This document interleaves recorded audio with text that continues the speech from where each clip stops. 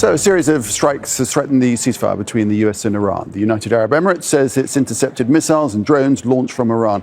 And its defense ministry said explosions were reported throughout the nation from those operations. Earlier, President Donald Trump told media the ceasefire was still in effect after the US carried out a number of attacks on Iran on Thursday night.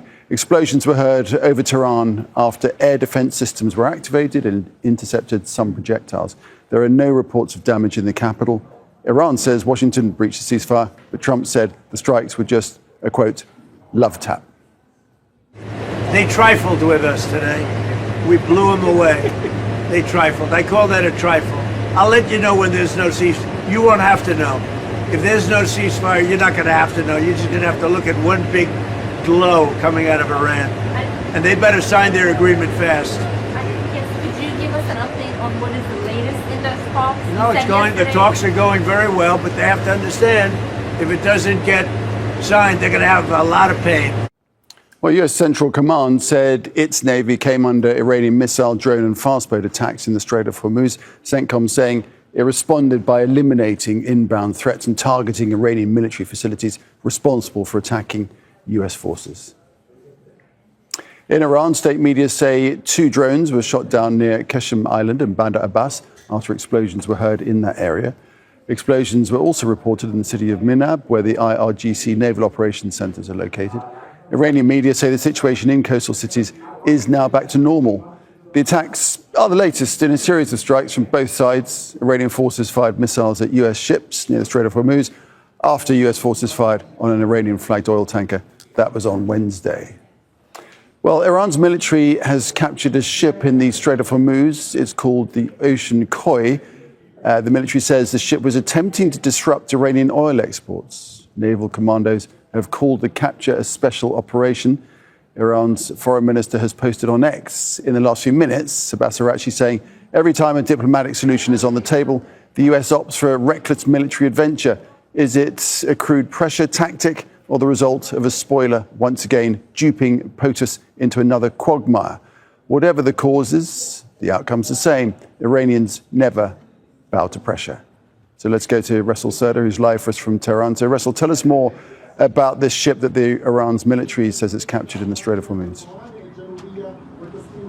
Well, Nick, so we have a statement directly from the army, Iranian army, and saying that there was a court decision, a judicial order about this ship, the Ocean Koi, and based on that judicial order, the Navy of the Islamic Republic of Iran has seized this ship in the Sea of Oman.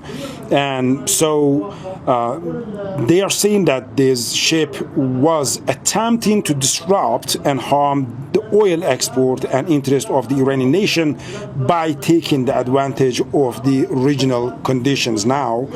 And it said in this operation, so the commandos and the Marines of the Navy guided the violating tanker to the southern shores of the country and handed it over to the judicial authorities. So now it has been taken to the Iranian shores.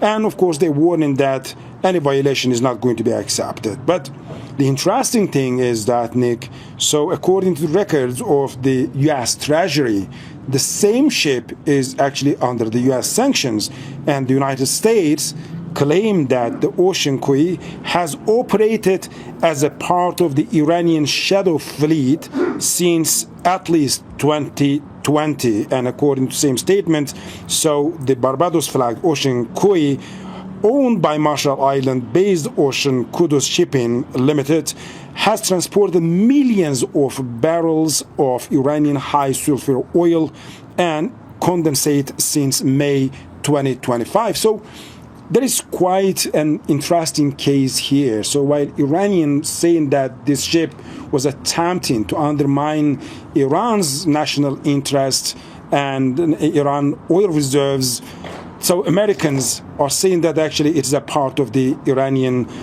shadow fleet. So in the coming hours, perhaps we are going to have a better and clearer picture about exactly what was the reason that Iranian forces have seized the ship.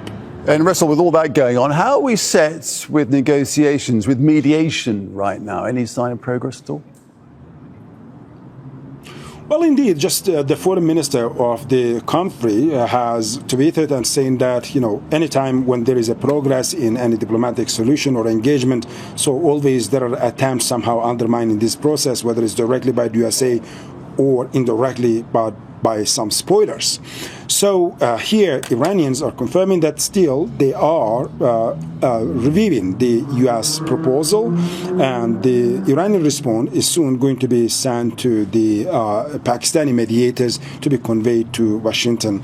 So what we know is that Iranian officials are saying there have been some significant progress in this diplomatic engagement, but still there are wide gaps between the position of two countries. So Iranians are saying that we have a three-phase approach. In the first phase, the war must end, and there must be guarantees that it's not going to be renewed, and the guarantees must come from the United Nations Security Councils, then lifting the blockade, then reopening the Strait of Hormoz. However, while Iranians are saying that, the dispute is directly about the new maritime regime that Iran announced about the Strait of Hormuz, and based on that, Iran saying that it is going to keep its sovereignty over the Strait of Hormuz, and that is now, at this stage at least, one of the main contentious point between the two parties. All right, that's the picture as we speak in Tehran. Russell Soda there. Thank you.